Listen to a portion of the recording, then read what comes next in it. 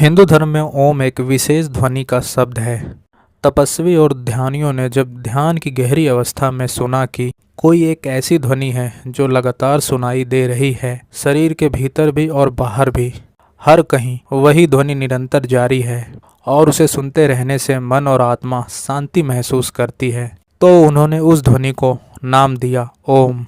हमारे आज के इस वीडियो में आइए जानते हैं ओम के 10 रहस्य और चमत्कार के बारे में। नंबर 1, अनहद नाद। इस ध्वनि को अनाहत कहते हैं। अनाहत अर्थात जो किसी आहट या टकरावट से पैदा नहीं होती बल्कि स्वयंभू है, इसे ही नाद कहा गया है। ओम की ध्वनि एक शाश्वत ध्वनि है जिसे ब्रह्मांड का जन्म हुआ है।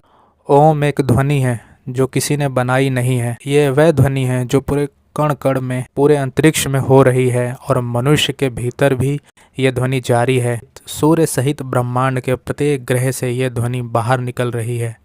ब्रह्मांड का जन्मदाता। शिव पुराण मानता है कि नाद और बिंदु के मिलन से ब्रह्मांड की उत्पत्ति हुई। नाद अर्थात ध्वनि और बिंदु अर्थात शुद्ध प्रकाश। ये ध्वनि आज भी सतत जारी है। ब्रह्म प्रकाश स्वयं प्रकाशित है, परमेश्वर का प्रकाश, इसे ही शुद्ध प्रकाश कहते हैं। संपूर्ण ब्रह्मांड और कुछ नहीं, सिर्फ कंपन, ध्वनि और प्रकाश की उपस्थिति ही है। जहाँ जितनी ऊर्जा होगी वहाँ उतनी ही देर तक जीवन होगा।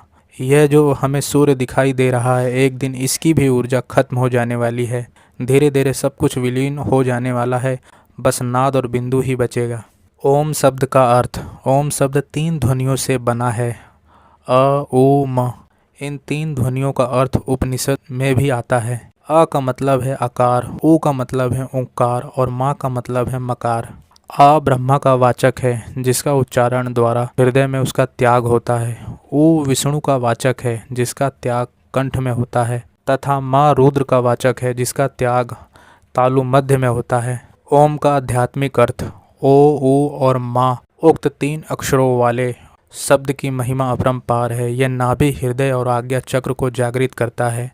यह ब्रह्मा, विष्णु और महेश का प्रतीक भी है और ये भूलोक, भुवलोक और स्वर्गलोक का प्रतीक है। ओमकार ध्वनि के 100 से भी अधिक अर्थ दिए गए हैं। मोक्ष का साधन। ओम ही है एकमात्र ऐसा प्रणव मंत्र जो आपको अनहद या मोक्ष की ओर ले जा सकता है।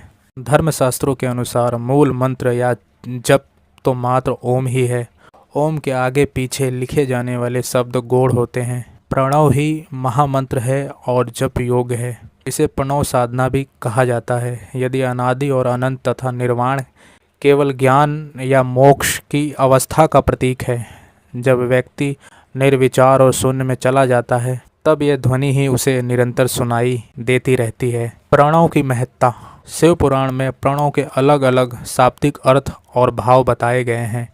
प्र यानी प्रपंच, अण यानी नहीं और व यानी तुम लोगों के लिए। सार यही है कि प्रणव मंत्र सांसारिक जीवन में प्रपंच यानी कलह और दुख दूर कर जीवन के अहम लक्ष्य यानी मोक्ष तक पहुंचा देता है। यही कारण है कि ओम को प्रणव नाम से भी जाना जाता है। दूसरे अर्थों में प्रणव को प्र यानी प्रकृति से बने संसार रूपी सागर को पार कराने वाली ण यानी नाव बताया गया है। इसी तरह ऋषि मुनियों की दृष्टि से, जिसका सरल शब्दों में मतलब है हर भक्त को शक्ति देकर जन्म मरण के बंधन से मुक्त करने वाला होने से ये प्रणव है। स्वतः ही उत्पन्न होता है जाप। ओम के उच्चारण का अभ्यास करते करते एक समय ऐसा आता है जबकि उच्चारण करने की आवश्यकता नहीं होती। आप सिर्फ आँखों और कानों को बंद करके भीतर से सुने और वह ध्वनि सुनाई देने लगेगी। भीतर प्रारंभ में वह बहुत ही सूक्ष्म सुनाई देगी, फिर बढ़ती जाएगी। साधु संत कहते हैं कि यह ध्वनि प्रारंभ में झिंगूर की आवाज़ जैसी सुनाई देगी, फिर धीरे धीरे बीन बज रही हो, फिर धीरे धीरे ढोल जैसी थाप सुनाई देने लगेगी, फिर ये ध्वनि शंख जैसी हो जाएगी और अंत में यह शुद्ध ब्रह्मांडीय ध्वनि हो जाएगी। शारीरिक और मानसिक शांति हेतु।